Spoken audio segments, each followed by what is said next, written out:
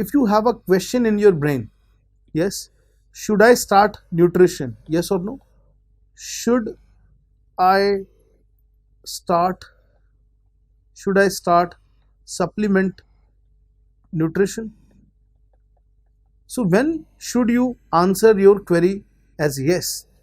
The logic is you have to support the nutrition if the patient has prolonged duration of starving, or when you are anticipating that surgery that you might are doing will cause the patient a phase of prolonged starving. So what is that phase of, or what is the duration? So whenever you have a question that should you start the nutrition, the next question is duration of, or you can say expected duration of lack of feed, duration of lack of feed, or anticipated lack of feed, If this is less than 7 days, answer is no. If this is more than equal to 7 days, the answer is yes. The answer is that you need to start the nutrition. If you got the answer is yes, what is the next thing? Unless contraindicated, you need to go for enteral. So the very next question that you will ask to yourself is enteral nutrition contraindicated? Is enteral nutrition contraindicated? You can get two answers. No, it is not. Yes, it is. If it is contraindicated, then the only solution that you have is parenteral nutrition. When you talk about parenteral nutrition, the next question that you need to ask yourself is duration of support. Why duration of support is very important? Because we have two routes, either the central venous route or the peripheral venous route. What is the biggest drawback of peripheral venous route? Answer is severe thrombophlebitis.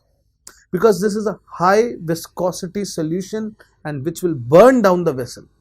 So that is why if the duration of support is less than 1 week, you don't require support for more than 1 week, you go for a PPN.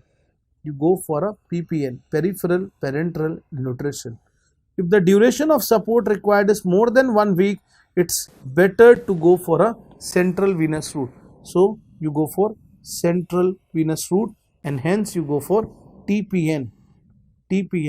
Why this is so? The big drawback of peripheral venous nutrition. So big drawback of peripheral venous route is intractable thrombophlebitis and a short life of 1 week. So the first is short life of 1 week, and the second is, come on, tell me, it is severe thrombophlebitis. Yes, you are thinking right, thrombophlebitis. Let us move forward now. When we have the answer as no, you don't have any contraindication to the enteral feed, then the answer to your question is that yes, you will start enteral nutrition. Now when you talk about enteral nutrition, again the question is what is the duration of support you required? Yes or no? Duration of support required. If you talk about duration of support, now what is important here? Less than 4 weeks or more than 4 weeks? Less than 4 weeks or more than 4 weeks? If the support is required for less than 4 weeks, then it should be more temporary. If the support is required for more than 4 weeks, the support should be more permanent. Yes. So if it is less than 4 weeks, you will ask yourself one more question. What is the status of gastric emptying?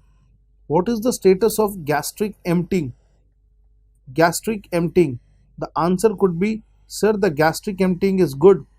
If the gastric emptying is good, the answer to your question is go for Ryle's tube feed. If the gastric emptying is good, you go for Ryle's tube feed. Why this gastric emptying is important? Because there is a high risk of aspiration pneumonitis in case if the gastric emptying is not good. So if the gastric emptying is poor, if the gastric emptying is poor, then you plan what? NJ feed. Then you plan NJ feed. So we have this and we have this. So RT feed, NJ feed, RT feed, NJ feed. Let us talk about one more thing. Why we are talking about this RT feed and NJ feed? Because we have a risk of aspiration pneumonitis. Risk of aspiration pneumonitis. And this is known as Mendelssohn syndrome. So risk of aspiration pneumonitis, and this is what is known as Mendelssohn's syndrome. Mendelssohn's syndrome. Now, if you talk about the concept of more than 4 weeks, if the duration of support required is more than 4 weeks, imagine if there is a Ryle's tube inside the nasal cavity for more than 4 weeks. First of all, it will cause what? Turbinate damage. It will damage the mucosa. It will also get fibrosis in the esophagus.